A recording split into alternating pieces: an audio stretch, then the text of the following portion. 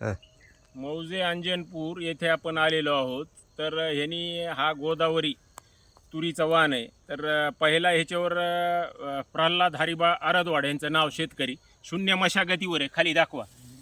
पहिले खोडवा घेतलेला आहे. तर खोडवा तुरीचा आता आपण ह्या एप्रिल महिन्यात आहेत.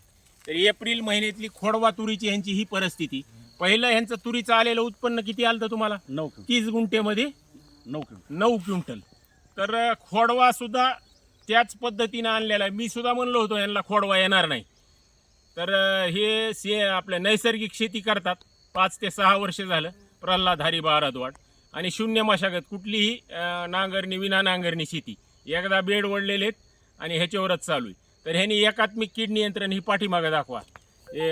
ट्रॅप लावलेला आहे, कामगंध सापळा, चिकट सापळा लावलेला आहे आणि फवारणी सुद्धा ह्यांनी दशपर्णी अर्क, वेस्ट डिकम्पोजर काय काय घेतल्या फवारण्या तुम्ही? वेस्ट डिकम्पोजर, हां, दशपर्णी अर्क, लिंबोळी अर्क, त्या अशा 2-3 फवारण्या घेतलेल्या. मी सुद्धा यांना म्हणलं होतं की खोडवा येणार नाही, तुम्ही घेऊ नका. नाही, दुसरं काही येणार नव्हतं. हां. लवकर इतक्या लवकर तर तुमचं समाधानी आहेत का ह्या खोडव्याला? समाधान आहे. म्हणजे तुरीचा खोडवा मी तरी पाहिलेला नाही असा कधीच आलेला.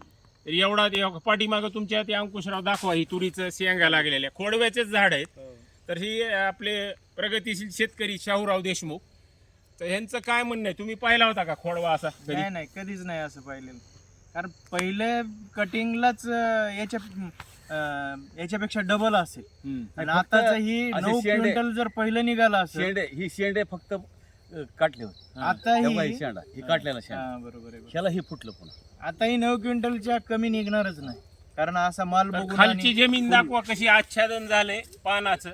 म्हणजे सेंद्रिय कर्ब आपोआपच वाढणार आहे. आणि ह्या जमिनीची प्रत खाली पूर्ण मुरुम आहे. फक्त अर्धा फूट सुद्धा माती नाही, पूर्ण मुरुम आहे, भुसभुशीत जमीन झाली. म्हणजे हाताने सुद्धा तुम्हाला ते जमीन उकरली तरी उकरते. धन्यवाद. तर सर्व शेतकऱ्यांनी असा पद्धती